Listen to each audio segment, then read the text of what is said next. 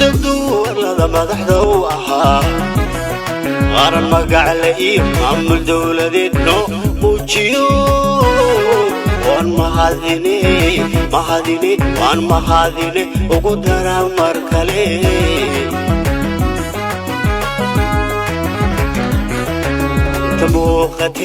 بسم الله الرحمن الرحيم.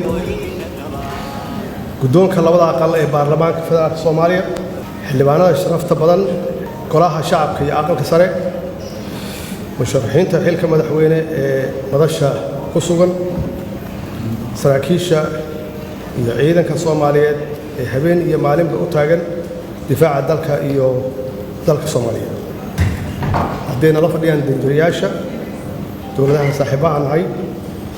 السلام عليكم ورحمة الله وبركاته. إله بام هله ونو suurtageliyay maanta inaan u diyaar garownay doorashadii muddada dheer aan sugaynay oo ku astaysan 15 May usbuuca soo socda mudanayaal marwooyin xildhibaanada sharafta leh waxaan weydiisanayaa ka codsanayaa inaad codkiina isiisaan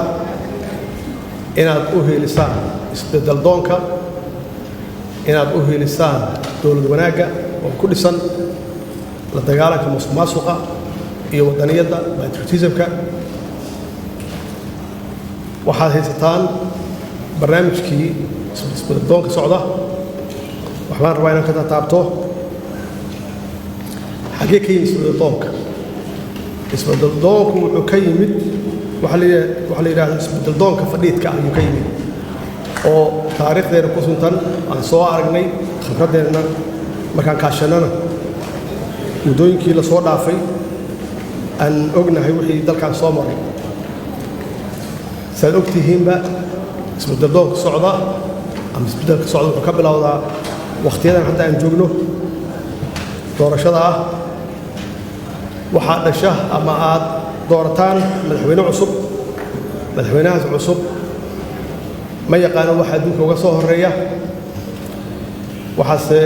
muhiima inaan idin sheego waxa uga soo horeeya laba arrimood oo muhiima inaan ogaano ama aad ogtihiinba waxa uga soo horeeya la dagaalanka shabaab iyo cadowga shabaab oo ah argagixiso international ah iyo faragelin shisheeye oo dowlado qaar ay ajando u tahay Soomaaliya inaysan cagaheeda ku istaagin qofkaas cusub intaas soo noogay yaa wuxuu bilowdaa hawlihiisii kale in uu magacaawdo xukuumaddiisa inuu dowladdiisa dhisto 6 bilood ugu horeeya waa isbarasho 6 bilood ku xigtana waxa weeye waxa bilowda political instability xasilooni la'aan siyaasadeed bilaawata halkaas waxa ku kala qaybsama golaha shacabka conflicta bilowda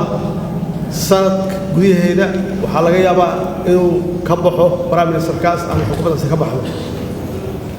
aado waxa ah sanadka ku xiga in la magacaabo hadana xukuumad cusub xukuumaddaas cusubna ay jidkii hore marto 6 bilood isbarasho iyo 6 bilood oo political instability ah halkaas waxaa cad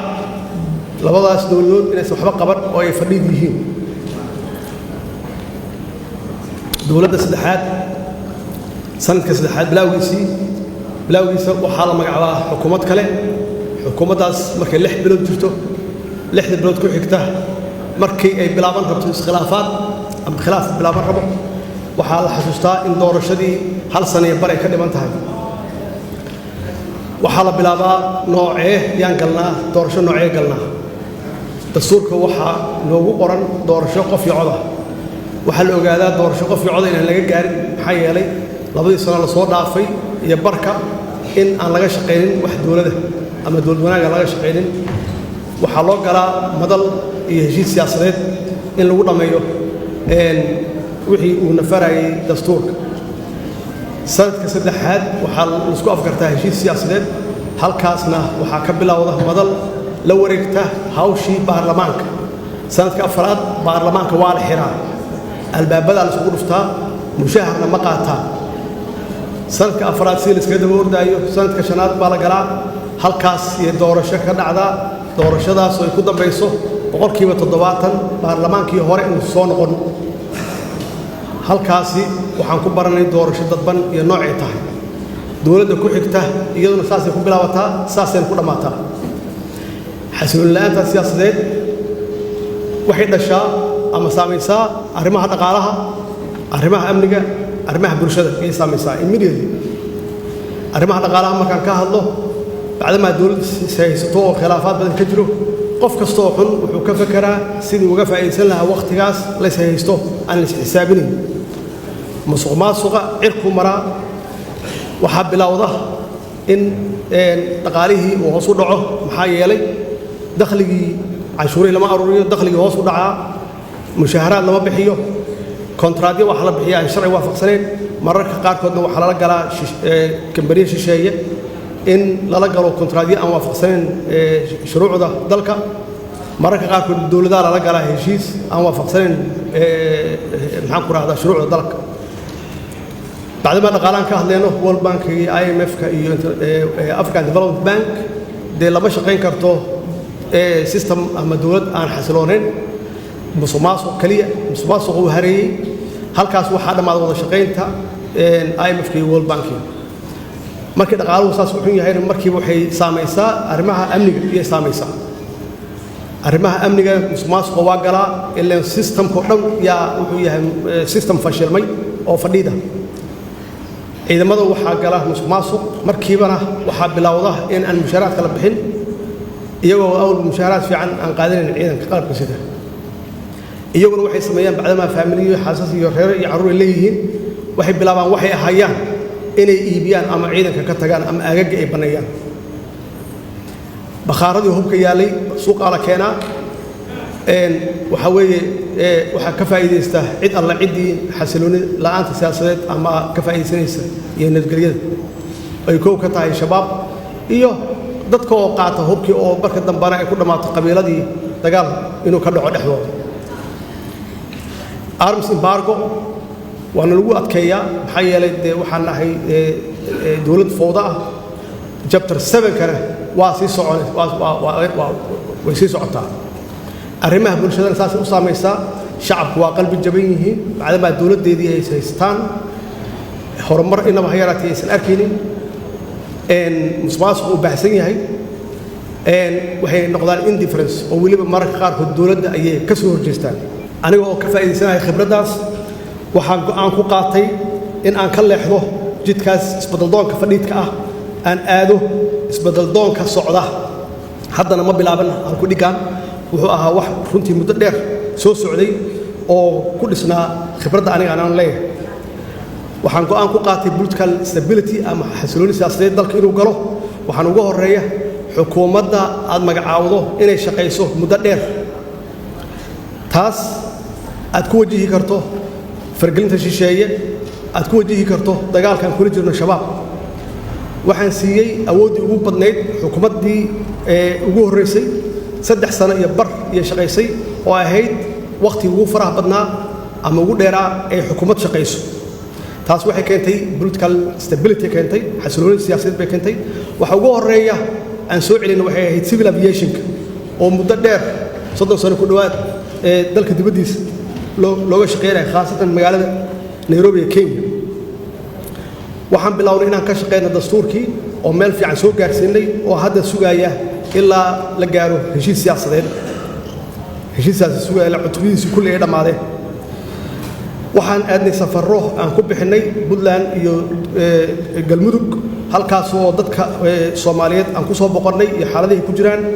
waxaan noo suurtooday inaan dadka Soomaaliyeed ee galkacyo degan aan dib u heshiisiin u sameeyno oo muddo dheer ku dagaalamayay magaaladuna ay kala go'oneyd waxaan ka shaqeynay inaan odayaashii iyo dhaqankii isu keenno oo aan magaalada isu furno dagaal dambana uusan ka dhicin sidaas oo kale magaalada Caabudwaaq 5 qaybood ay u qaybsanayd 7 sano dadku isuma gudbaynin dib u heshiisiin aan ka sameynay ilaa haddana waa isu furan yihiin magaalada Marka oo ugu dambeysay oo iyada naftigeeda muddo dheer dib ku jirtay waxaan geenay dib u heshiisiin dib waxaan u soo celinay wada hadalkii Soomaaliya iyo Somaliland waxaan diidnay shisheeye faragelintiisa waa diidnay barayshar in nala saaro waa diidnay wax ay rabeen inaan yeelno maxaa yeelay annaga waxaan loo doortay naloo dhaariyey maslaxadda ummadda soomaaliyeed iyo danteeda taas waxay keentay inaan ku guulaysanay murankii badda soomaaliya iyo kenya u dhexeeyey muddo dheer kadib waxaan ku guulaysanay UN Human Rights Commission ilaa xaaladda siyaasaddu way degan tahay oo khilaaf ma jiro oo markii labaad naloo doortay waxaan ka shaqeynay oo aad iyo aad aan u soo dhaweynay dalka inuu galo qof iyo cod waad ogtihiin shaqo badan aan qabanay baarlamaanka waa keenay sharciyan keenay waana laga diiday sharci kalena keenay kaasoo keenay inaan ku dhammaanno doorasho dadban laakiin wax alla wixii awooddeeda ahaa karaankayga ahaa waa gaar tan ugu muhiimsanaan raba inaan xasuusiyo dowladdayda waxay difaacday sharafka iyo karaamada baarlamaanka 5 sano oo aan joogay baarlamaanka marnaba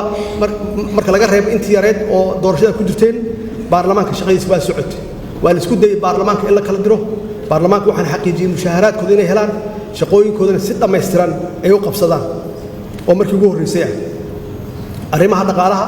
waa la dagaalanay musuqmaasuqa waxaan keennay diiwaangelin shaqaalaha iyo ciidamada qalabka sida waxaan kor u qaadnay dakhligii dalka waxaan si toos ah oo joogto u bixinay mushaharaadkii shaqaalaha iyo ciidamada qalabka sida waxaan joojinay sidii khaldaneed lagu bixinayay maxaan ku raahdaa kontraadyada waxaan aad ula shaqeynay si dhow ula shaqeynay World Bankiga iyo IMF-ka iyo African Development Bankiga iyagoo runtiina siiyey oo ay ku mahadsan yihiin siiyey budget support waxay kaloo nagala shaqeeyeen debt relief-ka cafinta deebankii aan qabnay oo aan gaarsinay ilaa 2 bilyan ku dhawaad in laga cafiyo aan sugayno haddii isbeddelkaanu sii socdo 3 bilyan sanadka soo socda inay naga cafiyaan maxaa yeelay waxay aamineen isbeddelka socda inuu dhab yahay waxay aamineen dowladdan inay tahay dowlad hufan oo nadiif ah ayay aamineen saas darteed wada shaqaynteena aad iyo aad yaan isugu soo dhawaanay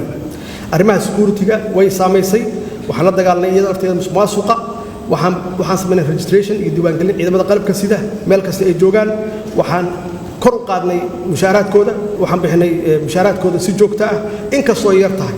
waxaan xaqiijinay oo aan proof garaynay tababarkooda iyo tayadooda iyo tiradooda ciidanka qalabka sida waxaan xakameynay hubka iyo rasaasta oo hal ballot oo annagu aan leenahay aysan jirin wax suuqa yaalla oo aan xakameynay waxaan ka xoreynay shabaab sabiid iyo caanoole owdhigle jannaale iyo marka waxaan develop garaynay Somali Transition Plan oo aan ku bedelayno AMISOM aan u bedelayno ADMIS oo mandate-kooda aan bedelayno iyaguna ay insha Allah waqtigooda ka dhamaanayso 2024 waqtigooda ka dhamaanayso arrimaha maxaan ku raahdaa bulshada waxaan barmood garaynaa annaga patriotism yaan barmood garaynaa ummadda Soomaaliyeed waxaan kula talinaa inay qabiilka ka fogaadaan rajadoodii kor baan u qaadnay waxaan ku dhiirigelinaa midnimadooda waxaan bixinay service delivery ama adeega bulshada waxbarashada iyo caafimaadka dhowr cisbitaal ayaa gacanteena ku soo noqotay ilaa 200 oo kun oo patients ah waa sidii aan ula wareegnay waxbaa loo qabtay arrimaha maxaa soo socda goolska aan damacsannahay political stability inay sii socoto in dalku uu galo qof iyo cod insha Allah annaga ugu dhow wax sameyn kara qof cusub hadduu yimaado ma gaari karo xisbiyadii inaan xoojinno in aan compete garayno Security Council membership-keeda insha Allah hadduu Ilaahay yiraahdo oo 51 sano ka hor ee noogu dambeysay inaan u tartanno African Union leadership-keeda arrimaha dhaqaalaha debt relief-ka inaan dhammaystirno oo laga cafiyo investment iyo maalgashi xoog leh inaan ka shaqeyno blue economy khaasatan fishery iyo agriculture iyo livestock inaan dhalinyarada shaqo abuur u sameeyno hadduu Ilaahay yiraahdo Soomaaliya inay mar kale noqoto dal normal ah hadda anagu normal manihi arrimaha security-ga dalka inaan ka dulqaadno arms barko chapter 7 aan ka dulqaadno shabaabka aan la dagaalno hay-adaha amniga aan u kordhino mushaharaadkooda aan dhammaystirno shaqada wanaagsan ee hayaan ADMIS oo ciidamadeena qalabka sida ay la wareegaan shaqadooda wassalaamu calaykum waraxmatullaahi wabarakaatuh